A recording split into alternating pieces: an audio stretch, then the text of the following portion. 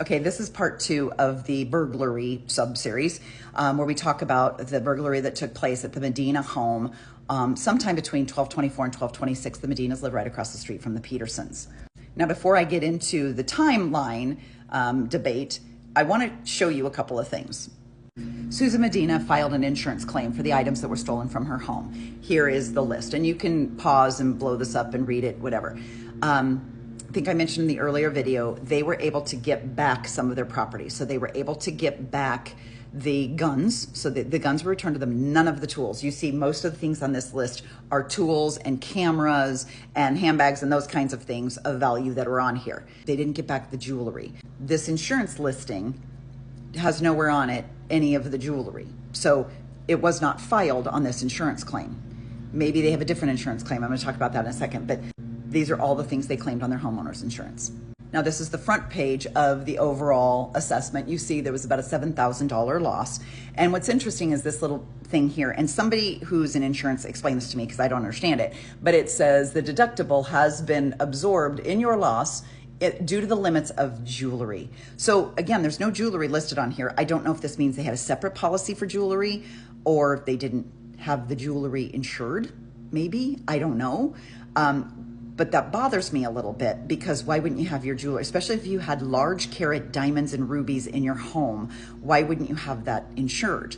And again, maybe they do, maybe there's another policy, maybe there's something, but this is the defense exhibits. So they used FOIA requests or whatever to get all this information. And she was up on the stand. She was up on the stand speaking to all of this.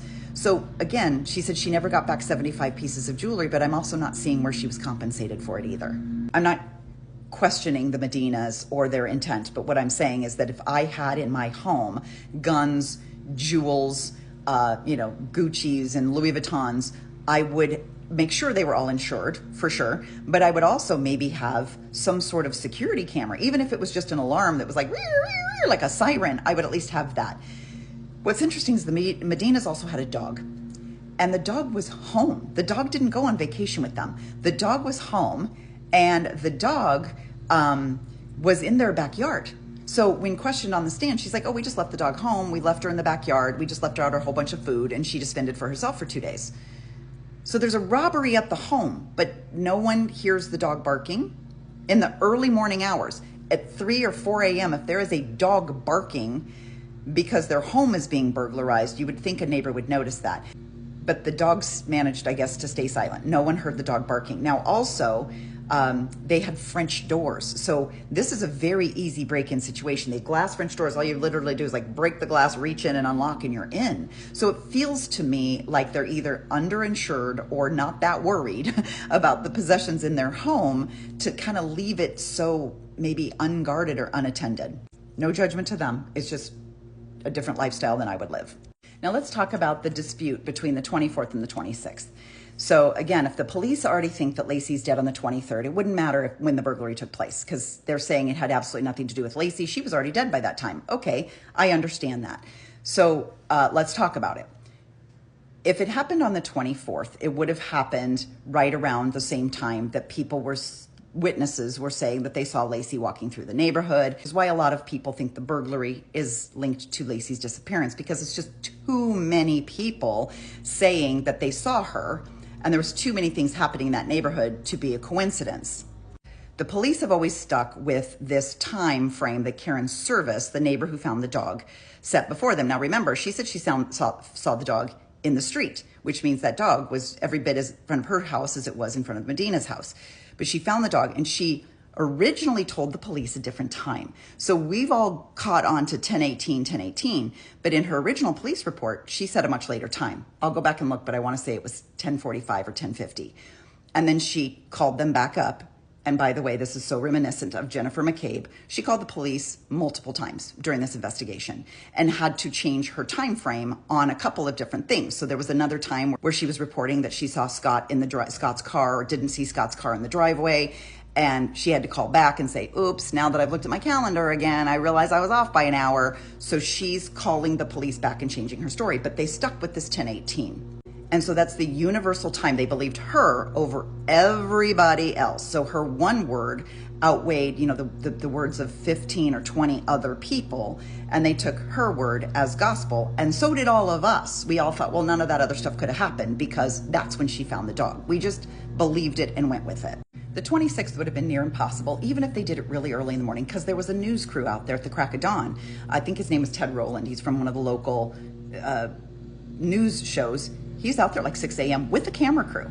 And so they would have noticed something going on at the house, unless it happened between 3 and 5, which is possible as well. But nobody's talking about the dolly. And this is the piece of evidence that really bothers me. See, very few people talk about the dolly or mention the dolly, but I think this is critical. And by dolly, I mean like a dolly, like a hand truck. So the robbers, when they took the safe out of the Medina home, they used the Medina's dolly to schlep it out down the sidewalk. And then I would assume it took 2 or 3 of them to load it into the truck because it's a big effing safe. When they left the dolly on the front lawn. Now, the problem is here, how the hell did nobody find that dolly? It was sitting right out there. So let's walk through 2 scenarios. If the burglary happened on the 24th, which is what Diane Jackson said it did, and it happened right around the time that Lacey would have kind of circled back from her walk, where like all the timeline that everybody else said they saw her, it would have been like basically the end of her walk. They would have loaded the van. They would have left that dolly on the grass. Very quick reminder, imagine just a dolly just sitting out here, probably next to the sidewalk, right there in the middle of freaking everything. The police show up on the night of the 24th. Everyone's going door to door. There are multiple people in the street. All the other neighbors are coming out and people are acknowledging, yeah, the Medinas are out of town. So people know they're out of town.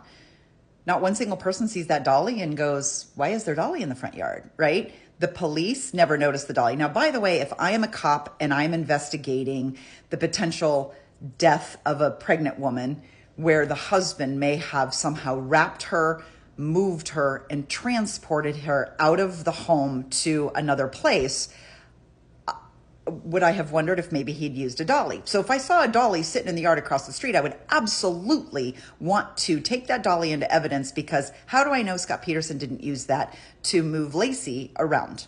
He might have. So wouldn't you go and grab the dolly? You wouldn't ignore it. It would be a piece of your evidence.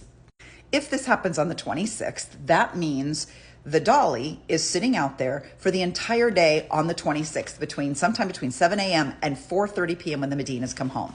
Susan Medina testified that when she came home, they couldn't even get to their street. Like, they had to be let in because the police had blocked the entire street. So they had to show ID and prove that they lived there in order to be even let onto the street. She testified that she noticed a lot of people. I'm reading direct quotes. She noticed a lot of people. There were people on our lawns, a lot of police officers. She said in the street there was at least 100 people. Keep in mind that morning there was a full-scale search of Lacey going on all that day. This is the 26th. According to the police, they had canine searches going on. They had horse searches. They had bicycles and tactical patrol officers, to the point where they had city workers coming out and lifting up the manhole covers. Like, that's how intense this search was. Yeah, no one fucking notices the dolly sitting on the yard. Come back, because I've got one more thing. It's going to be short, I promise, just one more short video.